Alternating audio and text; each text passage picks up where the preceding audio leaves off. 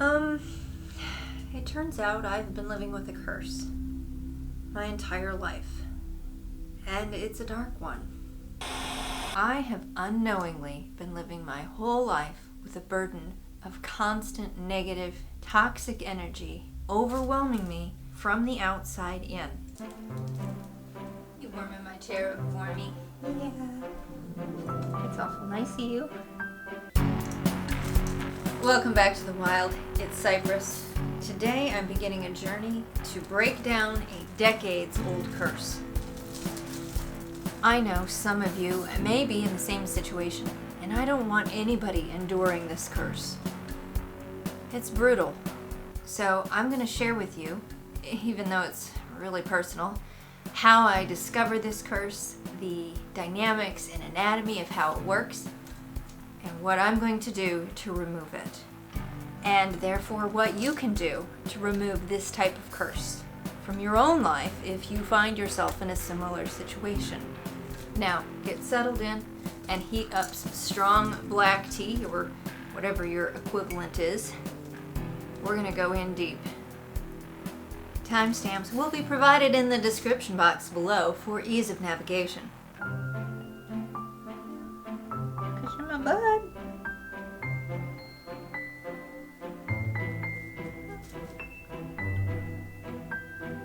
Okay, so what even happened that I discovered this curse? Well, when quarantine began and we were collectively asked to stay home and everything closed down, we were at home for weeks on end with nothing to do but sit in our own skins. And a lot of us have never spent so much time in our own company. It's been really hard on people. Now, this wasn't the case for me. I've spent most of my life banished to the recesses of my own mind. I don't get out much. So I thought going into it, a few months of quarantine would pretty much feel like business as usual. And for the most part, it did. But it turns out I too found myself with some earth-shattering clarity. And I had a profound revelation about myself. Sometime into lockdown, I started feeling good. Like really good. Like the whole world is burning. Everybody's freaking out with survival stress and regressing into their 5-year-old selves. And I'm over here blissing out, smelling flowers and communing with squirrels, and generally just feeling giddy on a level I have literally never felt in my life. Like absurd. I was starting to wonder if maybe there was something in the water, or maybe after all, I was actually just a horrible person and was enjoying watching the world burn. But neither of those options were really likely, so it had to be something else. And then one morning it hit me. Or rather, I hit the brakes. I was driving across town to take a package to a UPS drop-off, and the streets were nearly deserted. Very few cars, almost zero pedestrians. And I was absolutely beaming with positive energy. Bouncing in my seat. I nearly ran a red light because my self-preservation alerts were not functioning. Now, this is huge. I wasn't on guard. I don't ever once in my life remember feeling that safe. Since before I was 2, I've understood life-threatening danger. I lived in an unsafe environment, and that has made me unceasingly aware of how anyone can turn on you in a split second and become a threat, either physically or emotionally. This training was reinforced as an adult, too, and I have had to call 911 so many times that I retired from dating altogether. So I was mystified when I realized that my alerts weren't working, and I almost missed that red light. Why? How?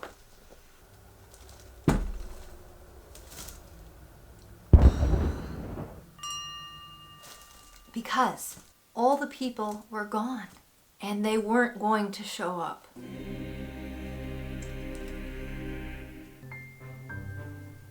Hey, baby. You wanna come?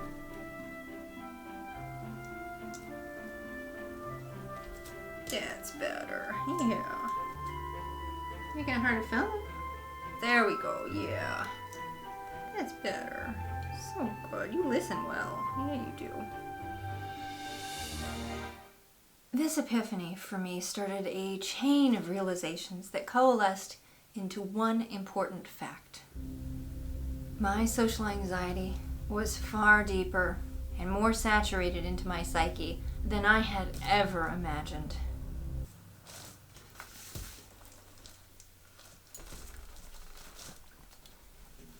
Well done.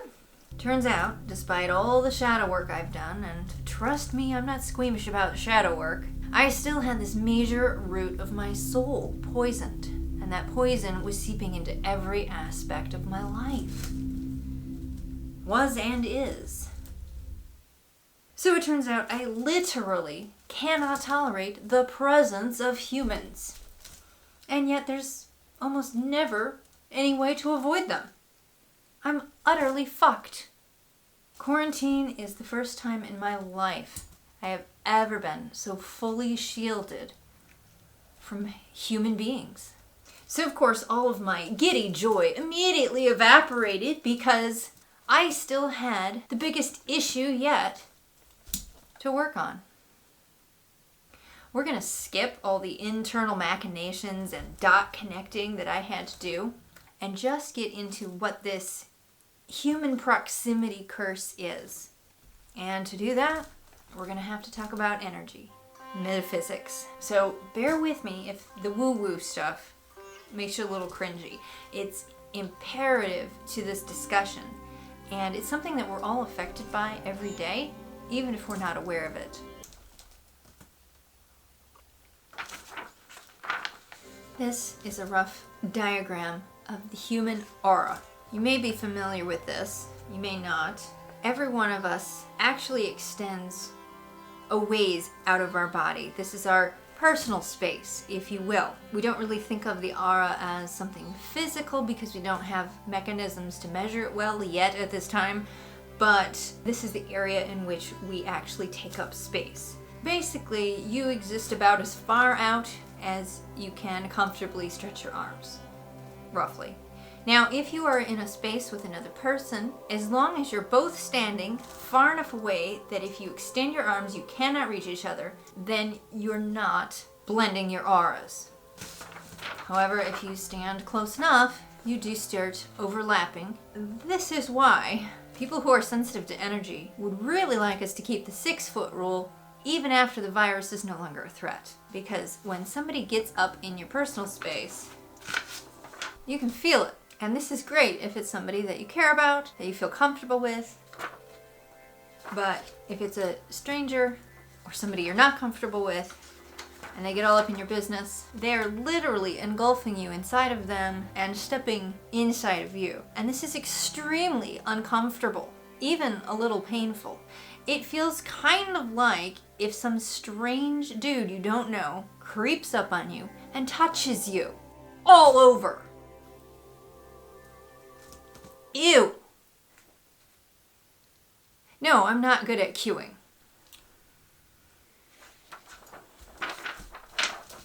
Again, for the record, don't stand this close to somebody. It's nasty. Knock it off. So yes, some people are really, really sensitive to this energy. Myself included. Now, you'd think all I have to do is keep myself 6 feet away from people, except people I'm comfortable with.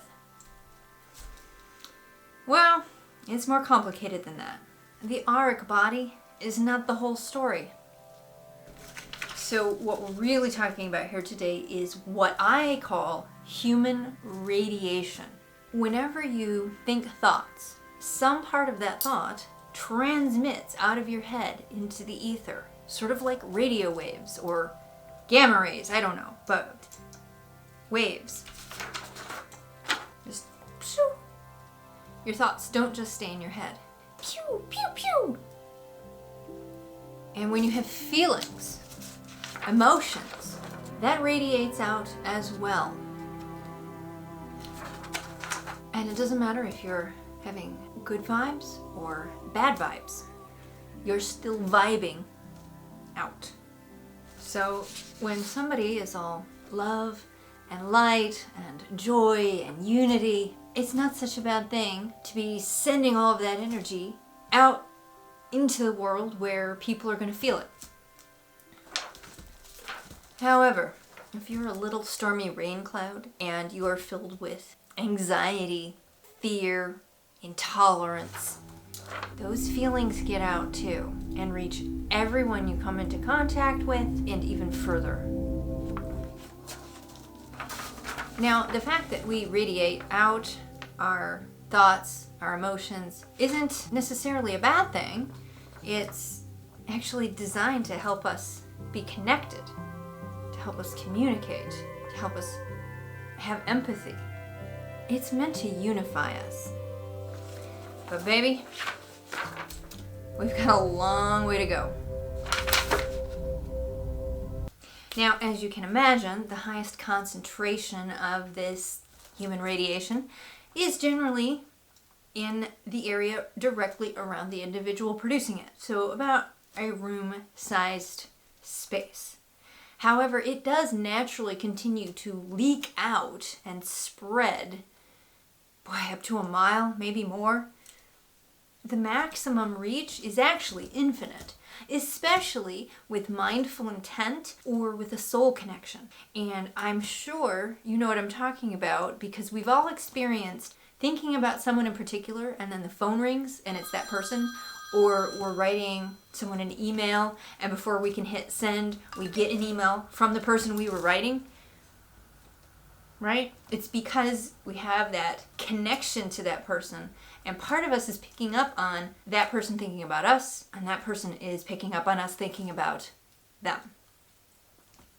So theoretically, your thoughts and emotions can reach the farthest reaches of the universe instantaneously without any deterioration. If you're having positive vibes, that can be a good thing. If you're negative and grumpy and full of hatred, that can be profoundly toxic.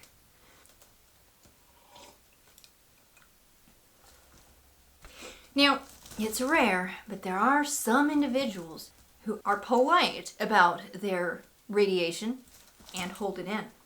Kind of like energetic mask wearers. I love these people. They are so easy and relaxing to be around. Just keep it all inside of themselves, like a little force field. These people tend to be very private. Often they were abused, and so they've just learned how to make their energy invisible. But boy, it is comfortable to be around them. But then there are the really loud ones, the needy folks who just ache to have somebody manage and absorb their pain for them. And of course there are also the energy vampires, but that's a whole other topic.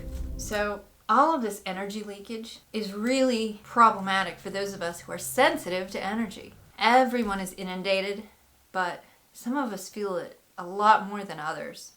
And for those of us who are susceptible, it is a constant and brutal barrage of human feeling. All of it. And the ugly truth is that almost all of that cumulative soup of human emotion, I'd say about 90% of it, is fear, anxiety, depression, and general snarliness. So, not unlike your Facebook feed. Different venues can alter the ratio, of course. A mindfulness gathering might be as low as 70% negative, 30% positive. Maybe even 60-40 if it's a gathering of experienced light workers, but it's still a rough blend. People are suffering, and it oozes out of them. Good entertainment can help. Everyone in the room can simultaneously feel the same joy, pleasure, amusement for a moment. But events like auctions and estate sales or competitive sports are absolutely toxic for someone like me. The spirit of competition, of winning only at the cost of someone else losing, it's a really ugly vibration. I know most people think of competitive sports as healthy social training. But for me, ew. It's us versus them. It's othering. And that is one of the biggest toxicities in our modern Western culture. I have a really hard time around sports energy. You get one overzealous yelling parent and that's it. Give me a bunker. I'm out of here. So here's where the curse comes in. We're not talking cliches about one individual paying a sketchy witch or a back alley shaman to bake up a specific spell for a specific person. This is the kind of curse that is generated when you get mad at someone and seethe at them. Maybe say mean things about them or wish them harm. Usually those curses have about as much hang time as the effort that went into generating them, which is not a lot. But in my case, imagine the vast ocean of hateful feeling that I've been wading through my entire life. Imagine what the accumulation of that toxicity could do to a person over time. I was born with this sensitivity to energy, to human emotion, into a family where nobody knew anything about this stuff. I mean, why would they? Most people still aren't informed about it. So I learned very quickly that my perceptions were imaginary. I had no language for processing any of it. Exacerbating this, the home was full of bad energy and toxicity. So basically, every negative emotion and feeling I interpreted as mine, as my responsibility. So instead of just trying to learn how to handle my own emotions, I also had to intuitively clean and process the emotions saturating the entire household. Spoiler alert, I couldn't keep up with it. I could feel the fear of my brothers, my mother's grief and shame, and my father's panicky rage. When I played with toys, instead of playing for the sake of fun, I played out de-escalation scenarios. I'm not kidding. My Barbie was forever trying to escape and evade a volatile Ken. My favorite toy was a small briar unicorn. This individual had an unequaled power to step into a space and immediately calm all the souls, all the other toy horses, all the Barbies, all the stuffed animals, all the little figurine farm animals and jungle beasts. They couldn't stay mad or sad or mean when the unicorn stepped through the veil between worlds and radiated calm and love and light. And although I didn't realize it as a kid, that is exactly what I was trying to do. Just not quite consciously. So imagine, if you will, that little girl who can't help but unknowingly inhale the endless, toxic, apathetic sea of human pain. A little girl who feels responsible to be positive and cheerful and loving and sweet. And yet she bears invisibly grief, fear, loneliness, hate, rage, all of it.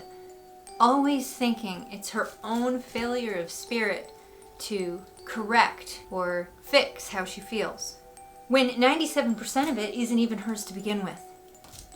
She's on a Sisyphean treadmill that only exhausts her year after year until the weight of it crushes her entirely.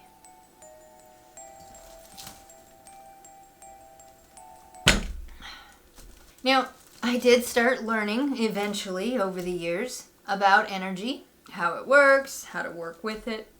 I learned that I felt worse in crowds, and I eventually learned the word empath. And as I've learned, I have not hesitated with the corresponding shadow work. I'm pretty tight with some of my darkest demons. But it wasn't until I was physically shielded from almost all humans for months on end that I was able to fully perceive the depth and density of that vast ocean of oozing human sludge. And what I've come to understand is that my nature and experience and my ignorance have conspired to the effect of a powerful curse.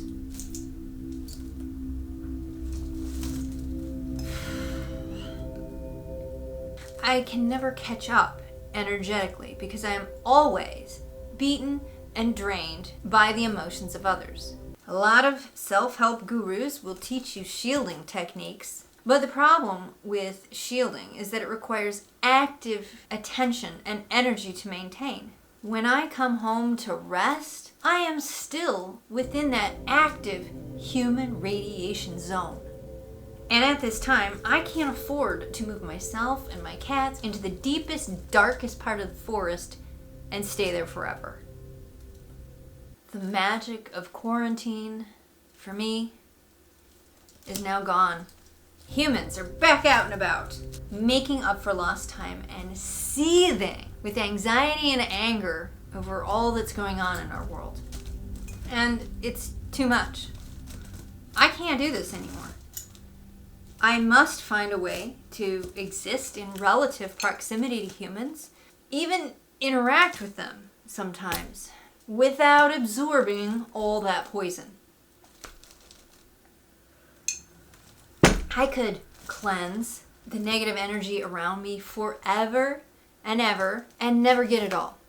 Because while I can clear a space, I can't get inside a person and force them to alter their emotional energy output.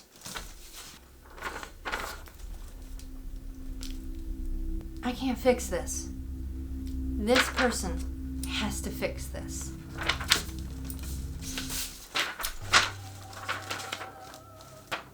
I can't make this happen. I can scrub all of this, but I can't scrub this.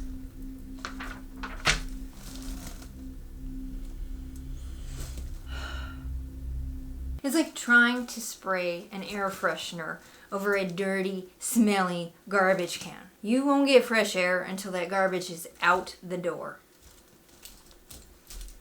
But I can't throw all of humanity into a dumpster, as much as the planet may appreciate the reprieve.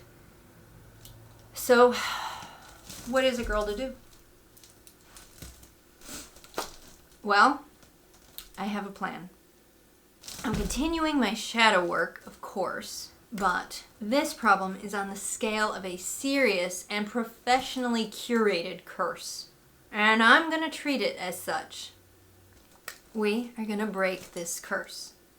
In part 2, I will share with you the ritual I am developing to completely nullify the influx of negative energy. In fact, you can help me with it. You will also be able to adapt the ritual for healing your own issues with letting in too much of the world. Our next installment, the curse-breaking ritual, will probably not be the very next video I post on this channel, but it will be coming very soon, so stay tuned. You can be sure not to miss it by subscribing and clicking the notification bell. You can also follow me between videos on Facebook and Instagram. And if you'd like to see YouTube recommending my content, be sure to like, comment, and share. Wild ones, I will see you in the next video. And until then, keep it wild.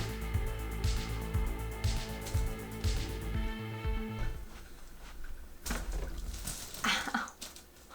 Ow. Because, hey baby, you're making noise. Exacerbating this, the home was full.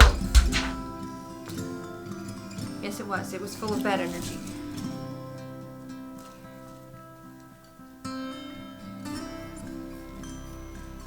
Generally, I use my grocery cart to keep distance between me and the person behind me.